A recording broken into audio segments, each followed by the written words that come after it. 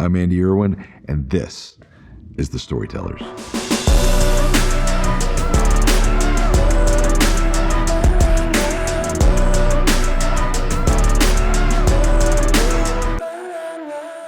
Coming up on today's episode of the Storytellers, this guy is family, and he is absolutely, out of all the actors we've had come through the doors, his story is the one I cherish the most. Just the way that, God brought him into our system in the most supernatural way is something that in my career, I don't know that I'll ever experience again. So you know him from our film Woodlawn. He stars as Tony Nathan in that film. That was his first feature, and then went on to being in tons of different TV shows, the most notable of which is NCIS Los Angeles, playing Devin Roundtree. And so without further ado, welcome Caleb Castille. Lil bro, welcome to the Storytellers, bro. Oh man, dude, I have been looking forward to this, man, ever since you brought it up. And I love what you just said even before we hopped on. It's just real conversational. Yeah. It's real life, and you do that better than most people, man. And it's Yeah. always enjoyable, dude. So I'm Thanks, glad to be bro. here. I Yeah, man. appreciate you, man. Yeah. Out of all the actors that have kind of come through this place, like, I think I am the most proud and the most protective of you. Our families grew up together. Yeah. Your dad, my dad have known each other since I was really, really young. So we've known each other for a while, but I'll never forget like driving you to set for the first day on Woodlawn and you just being just like, oh man, squeaky clean, brand new, just bright eyed. It's like, oh, this is for movies. Like, Yeah. what was that? Movies. What was that first day like for you? Oh my gosh, Andy, dude, that is one of my best memories because you know, yeah, I didn't know what to expect, right? It's like you number one, you guys are have placed you guys' whole like the future of y'all's company on my I shoulders. could be working at You know? Starbucks right now if you hadn't have Yeah, delivered. I've been like, yeah, those Erwins, they're crazy. yeah. Dude, thinking back, man, it really blows my mind. Like now that I've been in the business for a little while, I'm like, John and Andy were nuts. I would never have done that. But that first day, man, you know, I didn't want to like take take myself too serious per Yep. se. Like I wanted to leave room for you and John to be able to do what you guys do. But dude, that first day you picked me up, like the what was on my mind was like final exam. You remember that? I had an Yeah, you were exam. stressed out Yeah, because I your was dad in wouldn't let you school. quit I was like, school until you're like, you're gonna make yeah, a living at yeah, this thing. yeah. Yo, Andy, what's crazy is we're riding in your car. And I just remember, like, I'm sure, dude, your mind is over here on the movie on this Uh-huh. 12, $13 million freight train coming down the rails. And I'm over here, like, bushy tail, bright eyed. And I'm like, yeah, man, I don't know what I'm going to do about these exams. you know, I got school, bro. Hey, how long is this going to be? When are you dropping me back off? So, You so I know, got the part. Was this take 2-3 days? exactly. Is this Yeah, like a couple day thing, bro? I got to get back to college. But it that's was funny. it was it was so funny because you literally after the first day, and it was cool. My mom kind of affirmed this too, but you were like, bro, like I'm not even gonna hold you, dude. School will be there. Yeah. Like if that is something that you've committed to and that you want to do, your degree will be there. This opportunity that you've dreamed of and that God is Mhm. placed in your hands right now is so big, right? And it's like that's kind of like I feel like we toil in that space a lot even in our like spiritual lives, right? Yeah. Where we're just like, oh yeah, like this is the path I'm on, God, and this is what I'm so committed to, and da da da da da. And meanwhile, he's trying to just get us to just look over here, right? Like yeah, I know you want this right now. Mhm. I know this is what you want. But if you just turn your attention this way, give a little bit, give all of yourself to me in right now, like Yep. you'll find out that I had something way greater. Yep. Yep. That was cool. And you've Dude, it's crazy. It's crazy. I'll just say this, man. We can deter ourselves in good intentions, hmm, right? Like those were good intentions. Oh man, I gotta finish school. And like, dude, and if you had not have just encouraged me in that way, and my mom had not have been like, baby, forget them classes. That's gonna be there. yeah, You need to give John and Andy your all because this is a huge opportunity, I've you always know? loved your mama. I've always loved your mama, Yeah. and I've been a little bit Yeah. scared of your dad. So, like, I knew that if I couldn't make it work with you, Uh-huh. like I had to answer to Jeremiah Castille, and that was not going to be Dude. pleasant because he is a scary, big, muscular individual. But Yeah, absolutely. I think for those kind of backing up to kind of this, the story of how it all came about. Um, Woodlawn was our third film, and it was the biggest one we had kind of taken on. And you were playing football for the University of Alabama. You won 2 national championships with Coach Yeah. Saban, and your family is synonymous with football in the University of Alabama. So, uh, but we had done a proof of concept video for Woodlawn to kind of raise the money to make it, and we had cast your brother Simeon, your older brother, Mhm. Yeah. who was a star cornerback at Alabama and went on to play for the Bengals. And Simeon was the only guy that I knew that I was like, man, he's got a good look, and he's got athletic skill, and he knows football. I think for this proof of concept, I'll bring him in and we'll try him out at it. He did great. It was awesome. But then he blew out his knee playing football right before we started casting the movie. So like, at Crazy. at what point did it enter your mind like, hey, I think I want to act? And like, when did you actually verbalize that out loud and had the guts to do that with your dad? Like, so when did you like say, I want to be an actor? Man, Andy, I remember this day so viscerally. And shout out to my big brother Simeon, man, for just being a straight up, just amazing guy through that process and actually like championing me and supporting us all the way through that. He's a really special guy.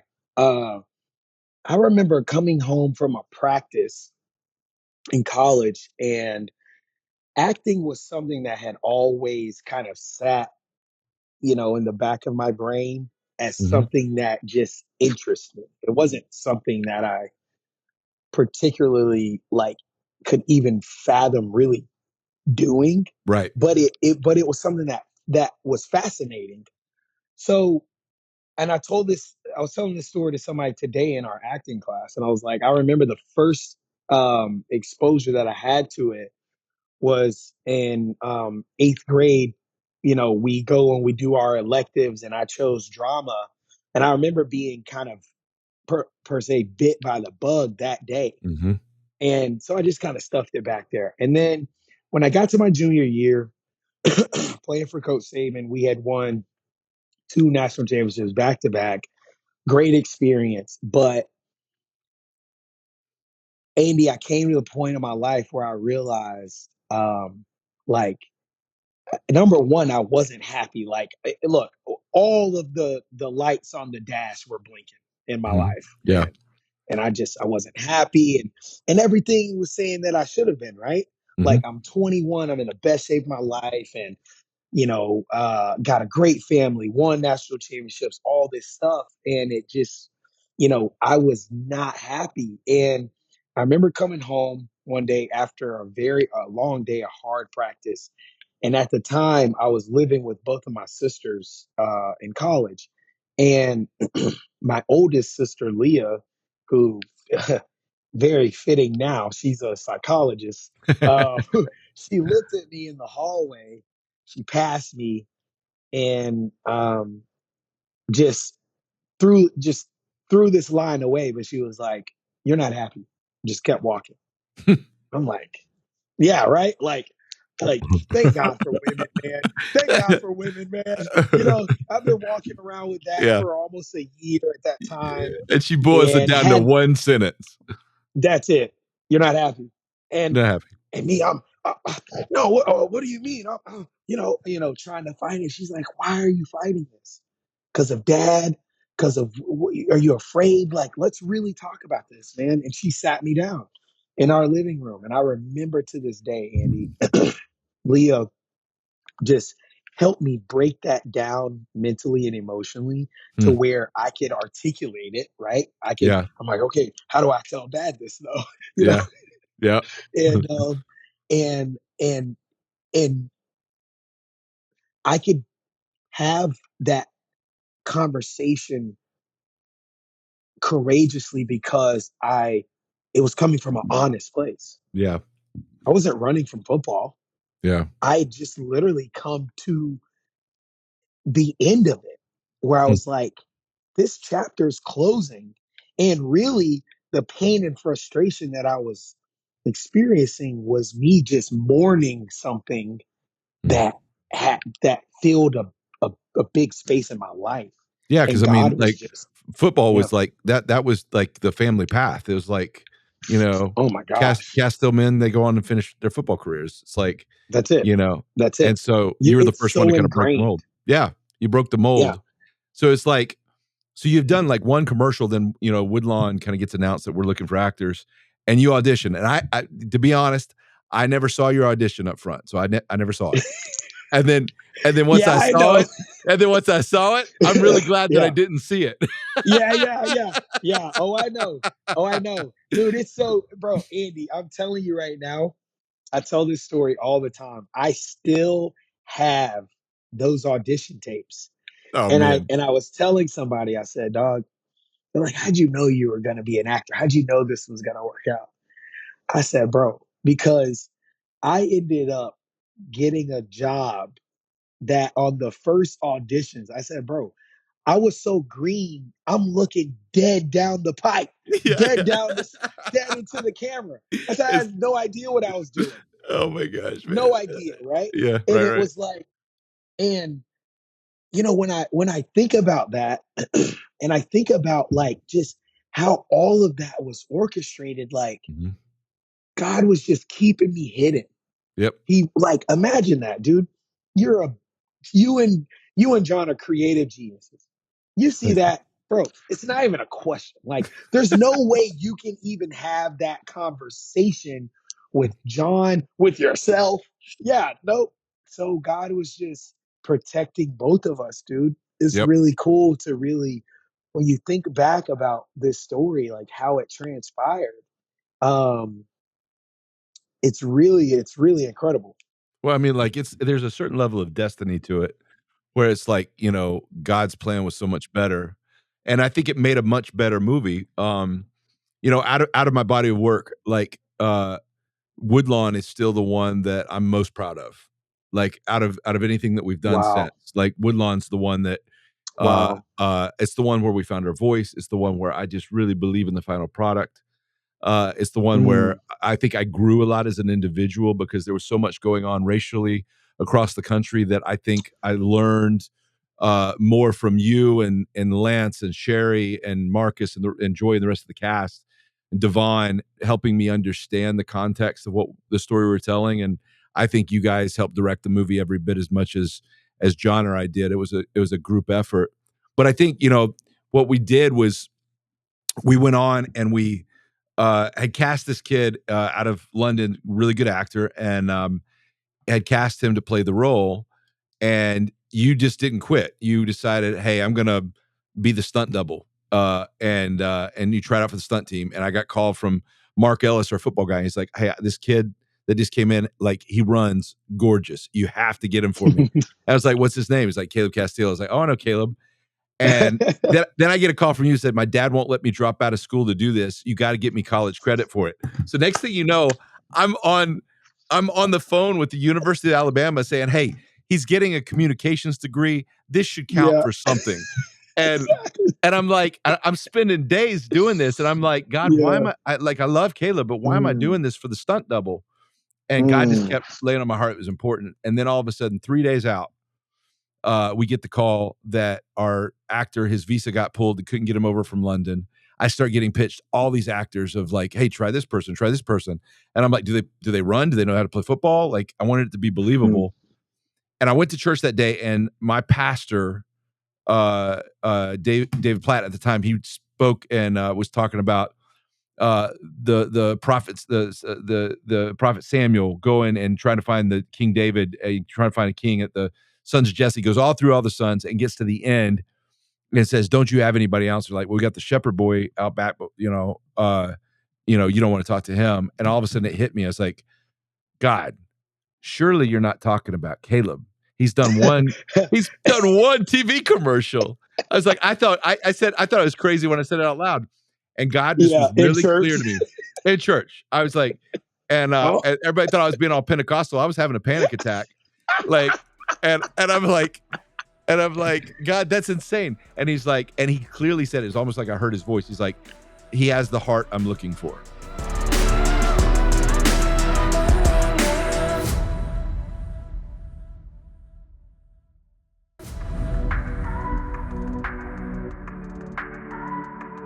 I don't know if you remember that day, but I called you Yeah. up and you Oh, told I me remember. about your script, like the original script you gotten. Like, what did you tell me that day? So you called me. It was Halloween morning. I remember 2014. You called me. We're having that conversation. I'm like, Andy, dude, I signed the script and I said, this will be my movie. Dang, it chills, I bro. It still signed the gives me chills. script. It Yeah, still I gives me said chills.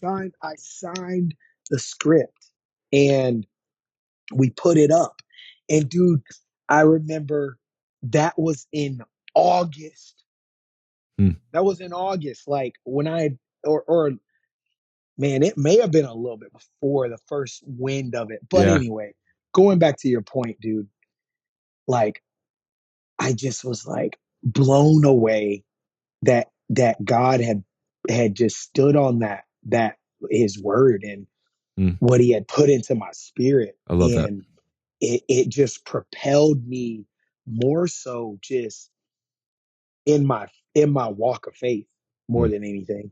And then dude, you were like, bro, let's go. Like we got 3 days to see if it, not even to see if you can do this. You're gonna You do got to do this. it. You're gonna do it. Like You got to do it.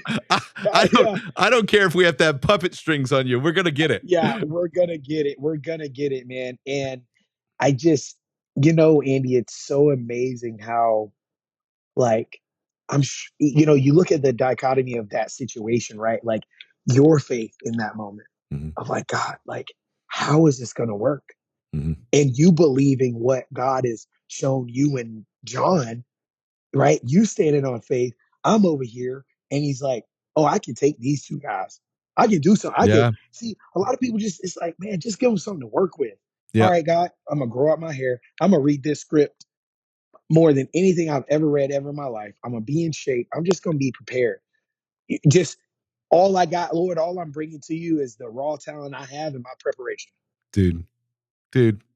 And like and that whole mentality, uh and to see God kind of honor that was just and I think because we both needed each other at that moment. Because like Yeah, man. I think we had no choice but to lean on each other. Because I was like, I've got to trust that you're gonna be able to be our Tony Nathan. And so like when and then you had Mm-hmm. to trust that I could get you there. And you since developed into a heck of an actor. uh in the early Thank days you, brother. I was helping you with disciplines that you hadn't learned yet, and you've since put in your homework. But like the raw Yeah. skill, the part that can't be taught, that was the part that I felt like was there, and John did as well. And when we called the crew and told the crew, Mm.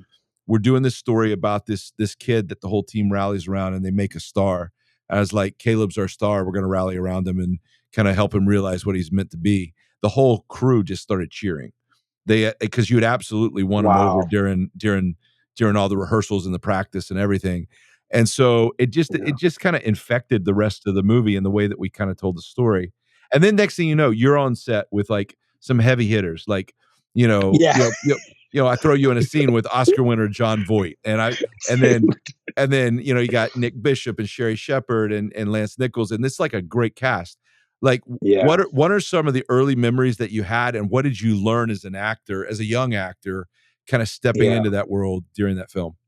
Yeah, Andy, the number one thing that I learned that I've carried with me is like really learning how to trust my directors, right? Like there's a level that of and I think it goes all the way to the top, right? Even with a Denzel, like everybody on that set has a role to do, right? And I think at some level, like that trust, it has to be there. Like, and it made my job easier, right? Like it made my job easier because I knew for a fact that I'm like, okay, I can do whatever Andy and John need me to do because I'm trusting them, but it's like they're not gonna let me fall on my face, Mhm. right? Yeah. Unless that's what the scene calls for. But it's like, dude, I remember before one of the biggest moments in the whole script, um, when Tony has that breakdown In the hallway. after he gets in the hallway, and you took me aside, man. And I don't know if you remember, but that was during like what I if we're comparing this to like fall camp, right? This was like hell week. This Yeah. is like I don't know how many weeks we shot, but this was like right in the Yeah. middle Yeah. It was where 6 everybody was weeks. like, Yeah. Right in the yes, middle.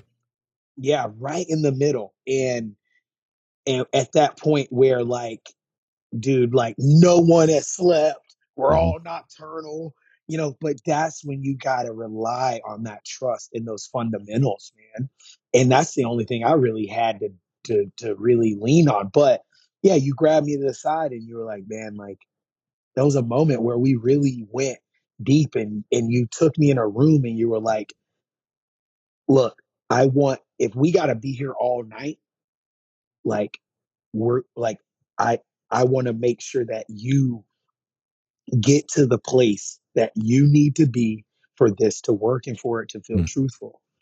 And I was like, okay. And I'm like, I ain't never cried on camera ever in my life. And dude, it's like once we punched in and you just kept working, go a little bit more, give me some more, give me some more. And I just remember, and we finally got to that moment, man, where it just clicked. And it was so crazy because very rarely does like you get to viscerally experience those moments where art is imitating life. Mhm. You know what I mean? Yep. And for me, it was letting down this wall of, can I really do this? Mhm. Right? Yep. It was like, man, because it's like you the whole time I'm really like you're struggling with all these different emotions. You feel like you don't deserve it. You Yeah. feel like, oh, this thing was just handed to you, X, Y, and Z. And I was just really struggling with what I know now. It's kind of like imposter syndrome, right? It's like, Yeah. you don't really feel like you belong to be there. And Yep. man, in that moment, it clicked, man. And I'll hold that with me for the rest of my life, dude. That was the moment for me that you became an actor. Like, that moment. It was in the hallway because, we knew it was there. We were accessing it for you, but there was a moment where that was a handoff where you came out of that hallway kind of fully giving yourself over to it and found a moment that Yeah. was really honest, that you poured a lot of emotion that you were carrying internally into that moment. And then all of a sudden the light clicked of, I can do this. Yeah. And you believed it at that moment. Yeah. And at that moment, you knew Tony better than I did. And Man. it was a handoff there where I directed with a lot lighter brushstrokes after that moment Mm, because mm, you knew you could go there, and you knew the character, and you had really given yourself over to the process. And that's the moment I really feel like the light bulb went out. It went on where I could put you in scenes with like Voight and people like that, and you rose yeah. to the occasion.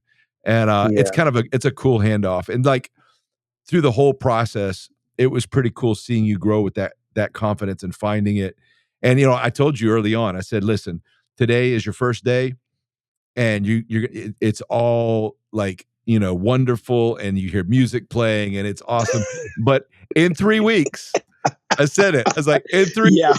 In there will 3 come a weeks. moment where you're gonna Yeah. hate it, and you're gonna Yeah. show up, and you're gonna be irritable. You're gonna be tired. You're not gonna want to Yep. do it. You're having a hard time Yep. with finding the scene and you're gonna get ornery, and you're not gonna want to do it. And that day, I'm gonna look at you and it's Yeah. like, suck it up, get in there, and do your job. You're an actor. Yeah. And so I said, I'm gonna Dude, remind you I this remember conversation. that. And then when that day Yeah. came, I was like, suck it up, get in there, Suck do it your up. job. And Do you're your like, oh, job.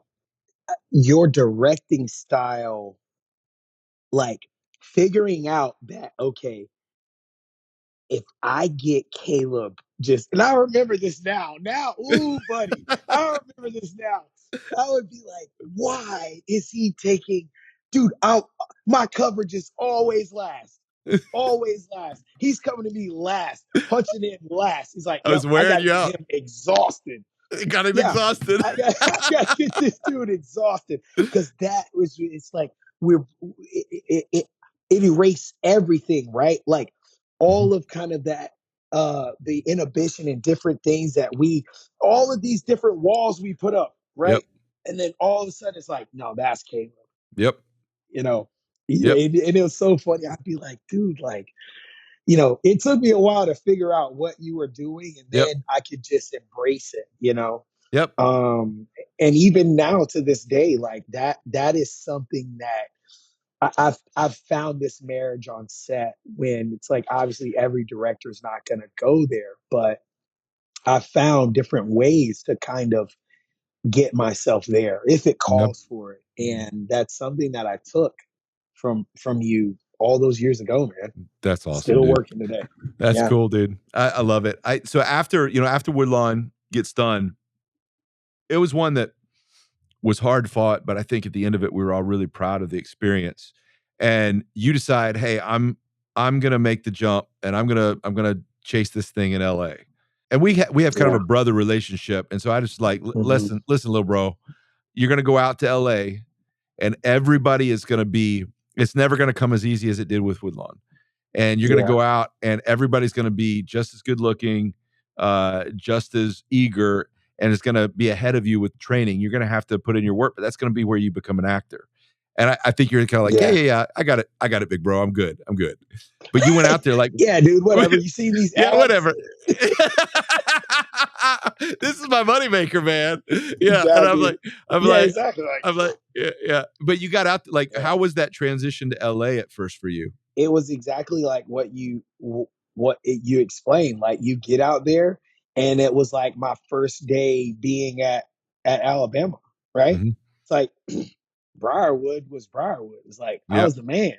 Right? Yep. It's like, dude, I'm running circles around these dudes, and you're the man. You're balling, whatever.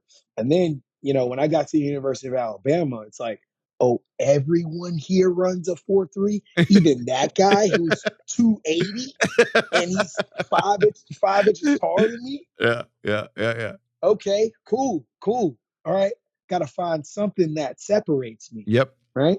Yeah. And when I was at Alabama, I found that thing. Nobody was going to outwork me, Andy. Yep. Nobody. Yep. No one was going to outwork me, bro. And I was going to be that guy that was going to work so hard is going to annoy you. Yeah. Like I remember my freshman year on scout team, man. Me and Julio Jones are great friends now. My freshman year, we were not because it's Julio Jones, dude, right? And Yeah. that needs no explanation. And Yeah. Physical I specimen. remember, Yeah. yeah, dude, and me being the try hard, right? I'm Jeremiah Castille's son. This is University of Alabama, like, bro. My daddy built this house, right?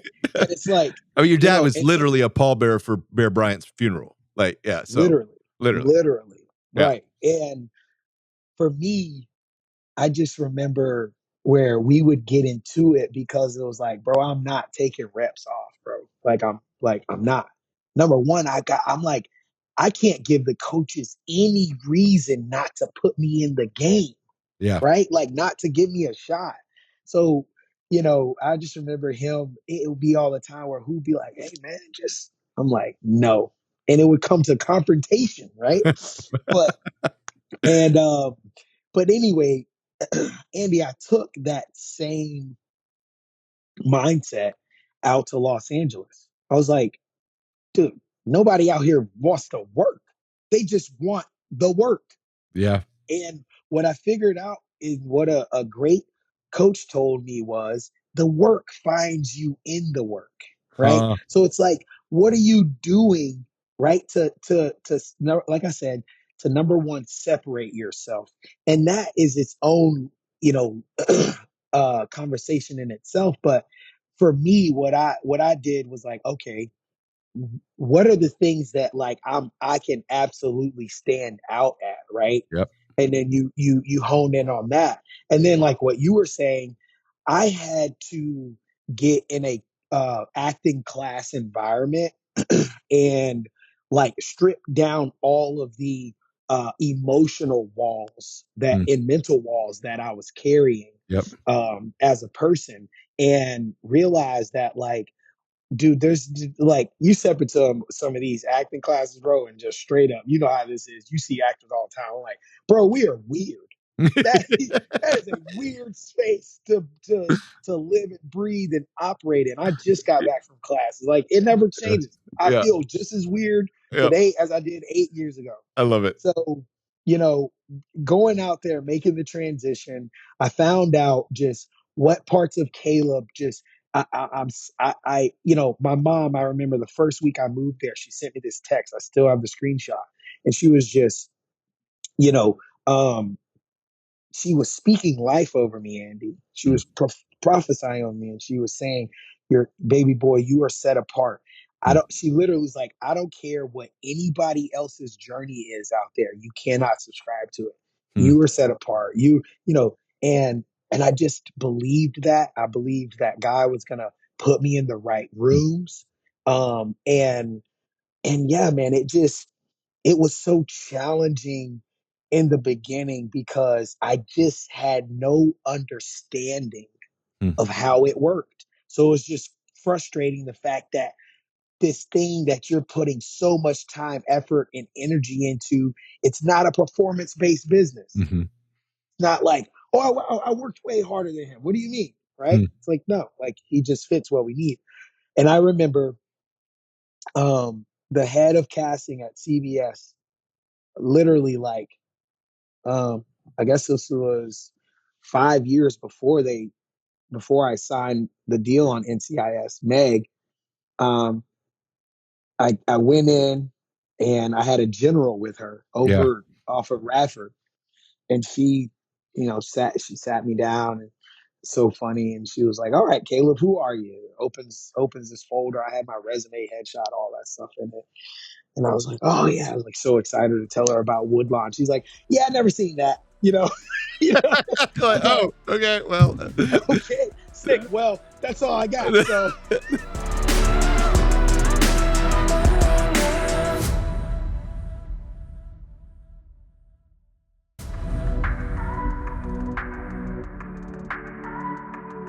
I remember I had this hat on, and I wore the hat because I had not had a haircut.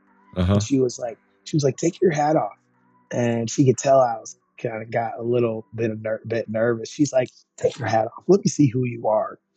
And she was like, listen, never be afraid to be yourself in this town. She's Man, like, that's the only thing that's going to help you propel dude, you.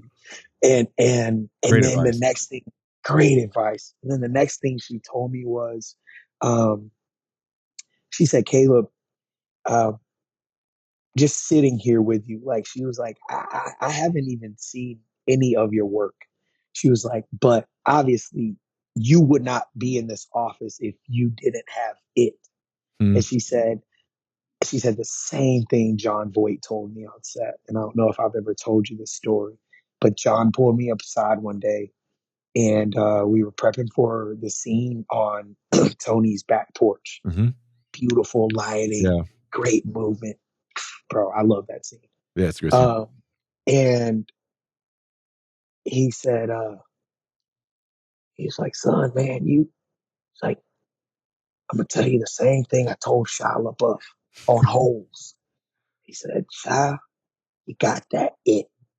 Huh. Just Wow. you got that you got that thing that you can't teach. And Huh. he was like, you hold on to that.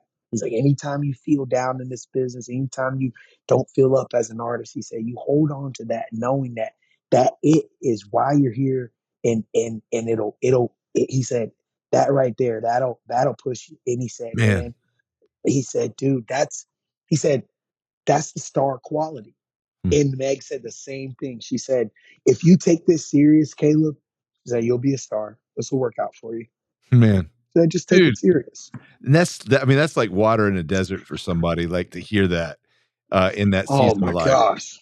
Like, it's like, Dude. I'm gonna live. It's, I think 2 things about that I totally agree with that advice that Meg gave you. Um, First of all, what you feel like is gonna be your obstacle at first becomes your audience. So it's like, Wow. it's what makes you different. And so what a lot of people do that's sad is they go out and they have something so distinct, and you see them and they're like, "Oh, they're so great." And then they go and they work really hard to kind of be like whoever's popular at the time, and then they completely lose themselves, and you just get Yeah. like a Walmart version of what's already out there. Instead of them being like, Yeah. "This is what I do. I'm just gonna do it and let the audience catch up with me." And Yep. so, like, just embracing who you are. The second thing is part of the it factor, I think, is just the ability to win the room. Like, Mm, it's not even in how you audition. That's part of it, but it's just in how you carry yourself and you win the room. Because there's something yeah. about it's if you have 2 actors that are equally skilled, like, I'm gonna pick the one I like every time. Of course. Of course. And just the winning the Yeah. room, like, sometimes it's just I decide I'm gonna cast an actor before they even open their mouth, because just when they enter the room, it's that it factor. I'm like, Yeah. "That's the one I like." And Yeah. part of that's just the intangibles of just what they bring in the room, so, like, that's awesome. And, like, so after that, I remember, like, you've been grinding it out for, like, 3 or so years, 3 or 4 years, and, Yeah. Yeah. uh, you've been doing some guest starring stuff and, Yeah. some limited things, and Some you streamers things that yeah, never see the day yeah, of life. it's great, it's great, like, Paying the fair bills, baby. yeah, all that stuff, there's no Yeah. shame in it, uh, but then all of a sudden, with NCIS, you get called, and you call me, like, in tears, you're like, "Bro, Yeah. they just offered me my dream role as Roundtree on the show." Like, talk Yeah. about that moment when you finally kinda got that call. Man, first of all, the reason I was crying is because I was going had the money to move out of that apartment with Richard. I'm I was getting me a gonna get to move roommate. out. I'll get my own Exactly. place. I was like, man, I can finally get out of here with Conky. That's hilarious. But no, And for those that don't know, Conkey was the guy that played the quarterback for Banks and Woodlawn. You guys yeah, were roommates yeah, for a while. great guy, man, great guy. Yeah, he was a big part of why I even ended up in LA. But for me, it was this moment where like God was just solidifying again, man, just like what He's written over my life, and then to be able to call you and let that information, that news come out, man. Because for me, it was like I want the man who trusted me and invested in me. Man, look at this ROI, dude. Man, well said. Like, and that word, like, because I've talked to people about, like, we love helping young actors, but Hmm. what I've come to that I've really kind of differentiated as things have gotten bigger and we only have so much bandwidth is I don't do charity, I do investments. There you And go. so investments is like it's not about investments towards what we get to reap the reward of, but just the like kingdom people, these are people that are going to make an impact for God and have the ability to do it. Like those Yeah, are the ones we invest in. And so yeah, the return on investment for you, like that, like I have nothing to do with that show, but like I mm, was thrilled because I was like, man, it couldn't happen to somebody I'm more passionate about it. yeah, So man. it was a cool moment. Super cool moment, dude. That's one of the proudest moments of my life, dude. Just being like Andy, like, yo, look, man, if I never do anything else in this business, bro, like, look at this journey, man, that we took. And it wasn't like, you know, I did Woodlawn and we got to hang out for a month or so, and then we didn't have a relationship. Like, no, like, bro, you're like you're my big brother. Like it's like you ready to go in and call my brother and tell him I scored the winning touchdown Yeah, Friday night, it was right? cool. Like that feeling. So really cool moment, man. It's cool. And next thing you know, you're like getting hung off of a bridge in downtown Los Yeah, Angeles, being like exactly. pulled up by LL Cool J. LL Cool J. Yeah, Like exactly. what was the pinch me moment? Like, is this my job? Are we getting to do this for a living now? Like, what was there a moment Man, where that was pretty surreal? yeah, bro. When that first check hit my account, Yes, dude. yeah, bro. Yeah, Like I'm gonna yeah. eat. I'm That's gonna when it eat. was. Yeah, man. I'm not gonna fluff with you, man. You big bro. Yeah. When Yeah. that check hit my account, and I said, "Oh wow, yeah. This is. Yep. Yeah, God. And and it is surreal. It is surreal, Andy, because this craft and this journey is so interesting because no one, unless you're absolutely insane, which a lot of artists are, but no one gets into this for money. What? Are you crazy? Dude, you know what I'm saying? So Yeah, it being able to pay off and then me being able to go and buy my dad a brand new car, be that's like, cool. Dad, what do you want? That's cool. That was really what it was. And of course, all of the moments, the priceless moments on set, with my castmates. So many amazing moments. So yeah. So you've begun to kind of branch out since then. Like you've started to even like do some producing yourself. Like you've got this doc that you're working on at the University of Alabama that is fascinating. Like Yeah. what has it been like stepping into the producing role now and being able to kind of make your own projects? Hey, this is funny. So stepping into this and getting a little bit of a taste of what you guys went through, It's you know, yeah, the realness, bro. yep. You know, Something's always on fire. oh, dude, that's where you live. I just live. You live with the fireman mask on and the suit on, Yep. right? Hmm. But Andy, I'm having a blast with it because I think specifically for the season of life that I'm in right now, um, it's presenting like a very unique challenge. And what does it say, right? You go from faith to faith, glory to glory, Hmm. right? And it's like, okay, like I I knew I was kind of in trouble when acting is- it felt small Hmm. and just being transparent, like that's what big paychecks in this business will do. It kind of brings you to this place where you just kind of, bro, you can lose touch Yep, really quick man. with the hunger, with the humility, with your gratitude, all of these things that every artist has to have at their core that drive you, that really drive your artistry. And so for me, God was able to open a door to meet some people that encouraged me, just like you did, to use what was just in my hands. I remember when I had a conversation with you, like in passing, like when you and Simeon were like it was first kind of coming about, and you were like, "What are you up to?" And I was like, "Man, I'm not playing football anymore." And you're like, "Okay, like, dude, you said it on the fly. You're like, man, you're a young, handsome, charismatic guy. Like, like you should. Your brother's acting something like that to that effect." It was my And fault. That's awesome. I love yeah, it. yeah, exactly. Yeah, yeah. Let's go back to that, right? It's Yeah. my fault. It really is, and it stuck with me, man. But um, my producing partners that I've had the privilege of doing this with, it's kind of the same thing, man. It's kind of looked at, saw something in my life, a natural ability, this kind of these different leadership components, and kind of called out that in me and was like, hey, man, like, dude, like, why are you sitting on this gold mine of which Alabama as a story is? It's like, And the story you guys are telling is a doc on the history of integration at the University of Alabama. Like how yeah, so it's what's the take? a working title, but the definitive story of the University of Alabama, and but we're starting it at the first in 71. So 71 was Yep. the first integrated national championship team. Wow.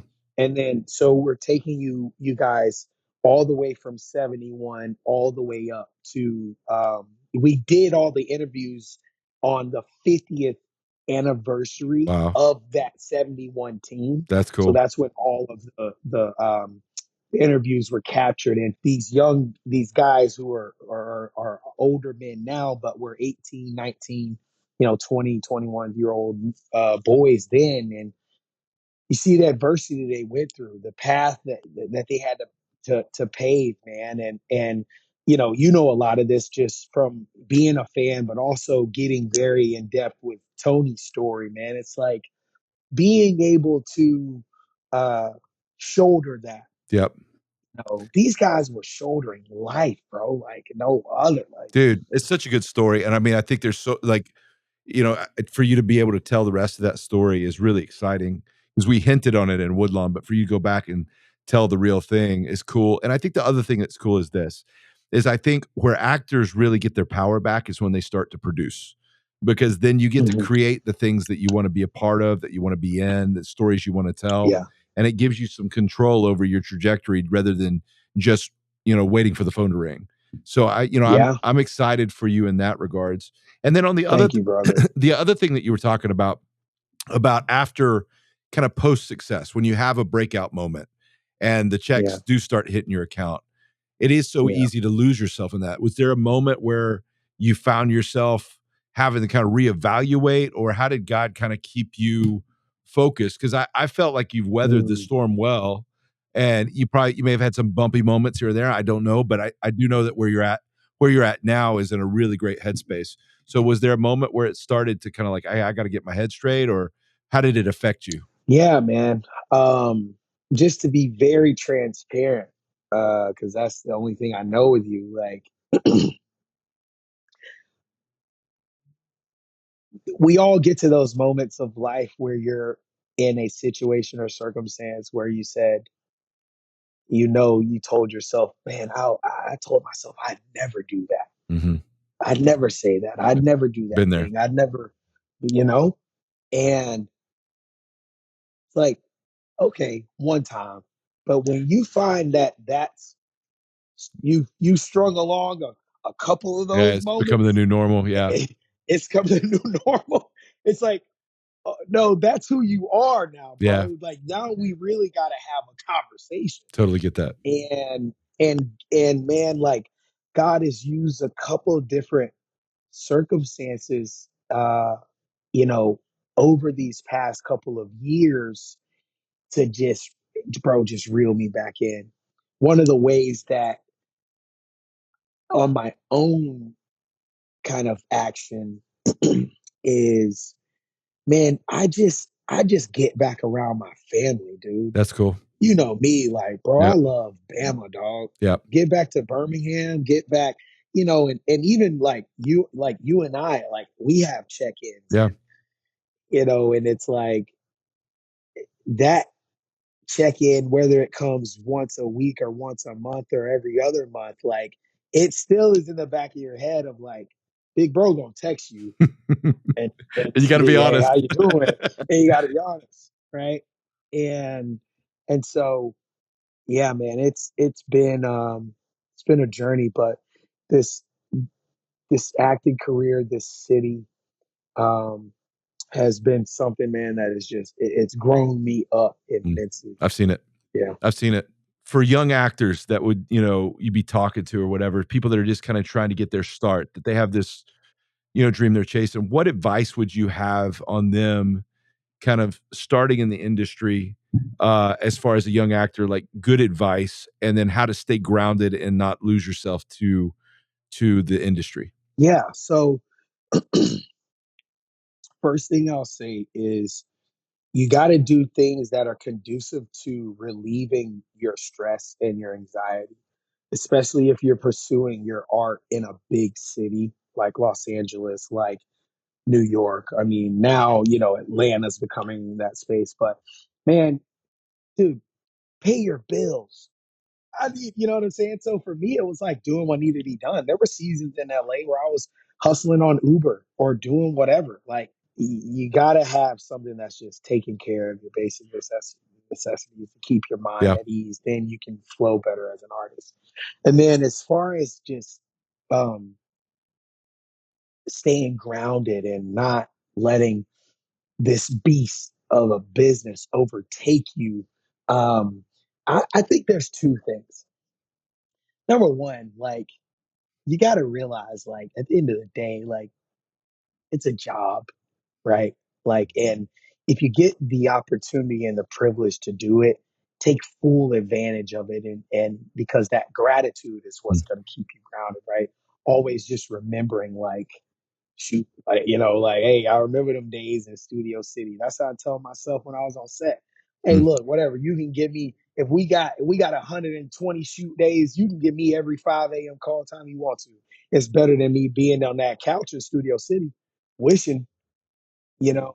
So that gives you fresh. It just is about keeping fresh perspective, man. I love that. And if you're a person of faith, bro, that's got to be number one. Mm.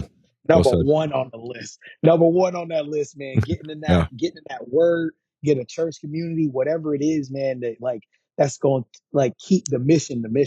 Like knowing like, okay, Lord, like, man, lead me, guide me. Where can I be an impact? And then Mm. the rest gonna follow, dude. It's not don't overcomplicate what he says in Matthew 6. Mm. Seek me. Seek me. That's cool, man. I love that. Cool story, full circle back to your brother Simeon. So I had developed when we were developing American Underdog for Kurt Warner's movie, I had called you and I was like, bro, you got to be in this thing. And so I had written, John had written the role of Isaac Bruce for you to play. And I was like, I know you're busy with your Yeah. show, but we're just going to bring you over. And I would love for you to come in for a few days, play the role, just so we can have you be a part of this thing, because doing the football Yeah. movie kind of full circle from Woodlawn. And so we had planned that Yeah. thing. And then, with all the COVID rules and all that type stuff, I called you and I was like, and Bro. we're like, we're not gonna be able to work it out because like quarantine, all that stuff is gonna make it Yeah. overly complicated. Yeah. And then it hit me. And I was like, Caleb, you owe your whole acting career to your brother blowing out his knee. Yeah. Yeah. I was Literally. I was like Literally, man. I was like, why don't you, pay it forward? Would you be cool with me Yeah. casting Simeon? And you're like, oh man, it's how it should be. So I Heck called yeah, Simeon dude. and Simeon came in and you work a little harder than Simeon. Simeon likes to relax. Hey, look, Simeon, a dad of three. He Yeah, thought yeah, he was going on yeah. He's got vacation. vacation. He got vacation, but he did great. He did fantastic, and so he Yeah. came in and played the Yeah. role. He was Isaac Bruce in the film and was fantastic. And the So most proud of him, man. it was so good. And then the other thing that happened, so his last day of filming, we filmed some stuff like that. We were shooting the team in the film room. That was kind of his last Yeah. scene. And so until we ended up doing some football stuff, but that was his last like regular scene. And I said, Yeah. "Hey Simeon, just if you want to kind of, I let sometimes I break some rules with the studio, and I let some of my actors keep some props or clothing or Yeah. Yeah. whatever." And so I was like, Yeah. "Hey Simeon, you can keep your wardrobe for today. So just go ahead." I was not thinking about his feet, and I was like, What do you and have on? my wardrobe designer had like gotten some vintage, authentic to the time period Jordans. I don't know which number it was. Like Jordan, it was like Ooh, Jordan, probably Jordan ones. maybe Jordan ones. So she came in. The wardrobe designer's like, Simeon just came and said that he could have his wardrobe. I was like, yeah, he could have it. She was like, those shoes he's wearing are $700. I was like, how much? Simeon. Hey, Simeon. But then I felt bad, and I see him carrying him out with a big smile on his face, and I'm like, Right. Right. enjoy the shoes, bro. Enjoy the Yeah, enjoy the shoes. shoes, man. Ah, guys, yeah, dude, that is so unbelievable, man. I think about you and like that brings me back to like even those moments with Kevin Downs on set Yep. in Woodlawn, man. But dude, I mean, you guys got a hard job, bro. It's, that's a hard ship to steer, and everything has to be by the key, man. So Yeah, Yeah, that's too just good. I love pick your that. battles. Pick your battles. He earned it. He Pick your earned it because it. battles, man. But with for you, like, are there storytellers that you follow, whether they're filmmakers or actors, that they Yeah. inspire your work? Like, who are those top people in your list that you're like, I want Mm. to emulate this? Like, who are they? Yeah, man. I would love to do a film with David Ayers. Oh I yeah, love his writing and I yeah. love his directing. He is, dude, I listened to his podcast and I was Mhm. like, you and Andy must be the way what y'all do to y'all's actors. I was like, are y'all homies?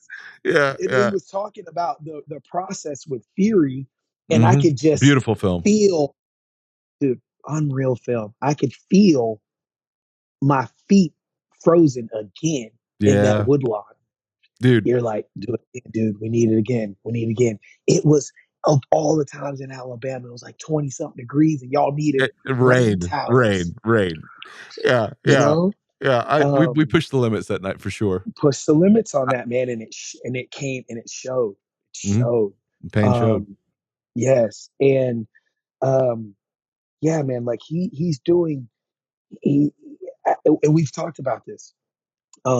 You like y'all are on a race right now with this. Like I won't say too much, but I would love to do some sort of military piece. That's And a I great know idea. you've mentioned those, and David, he's got. I just was like kind of looking through some stuff, and he wants to do like a World War II, but like that's like bucket list stuff, man. Mm, Somebody that's like really gonna push the limits. So yeah, yeah, man. that's That's a cool, good man. question. Yeah. I love that. And then last question is like, when we were doing Woodlawn, we mixed it on the Universal lot, and when we were mixing it there on my coffee breaks, I would always take my golf cart and I go over to the downtown city square or town square for the Back to the Future set, and Yeah, yeah, I would just sit there at the clock tower, sit there on the steps, and I'd eat my lunch, and that was just like just yeah. absorbing film history. So playing a little bit of like kind of time machine. If you could Let's go go. back in time Yeah. and take any film and play the lead in it and kind of Ooh. be your movie, like what film would it Ooh. be that you would take on? Oh, e- easily Russell Crowe's role in Gladiator. 100%. Dang, Yeah, dang, 100%. Yeah, yeah. dude, 1000%, dude. God, I would love that, bro. that's a That I perfect think movie. about that movie daily, Yeah, right? Denzel's in the sequel, I think.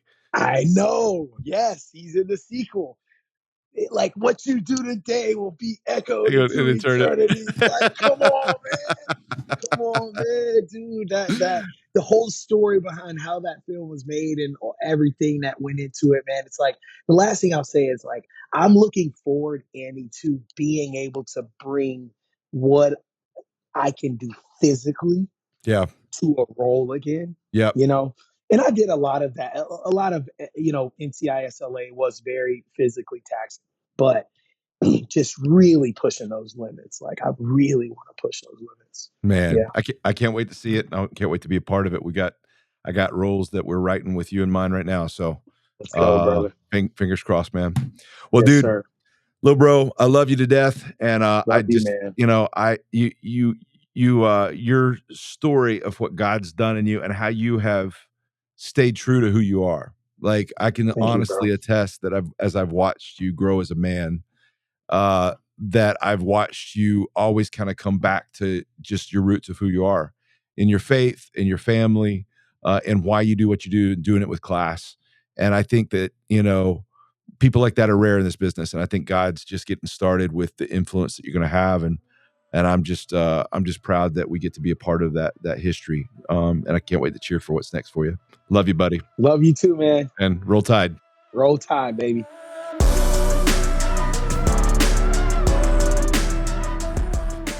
What I just take from Caleb is the humility of doing the work.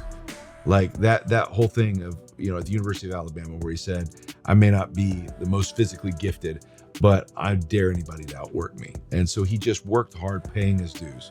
He did it with his acting career and learning and just having the humility. Instead of faking it, he really absorbed it and really tried to learn from those individuals he was around. And then after that, taking the acting classes and all the work that he needed to do and learning how to win the room and being able to make the context necessary so the right role comes along that really launches him. You know, as storytellers go, there's this idea of patience that's really a difficult one and a very frustrating one, because all of us want to get to what we want to become. We want to do the stories that we were meant to do.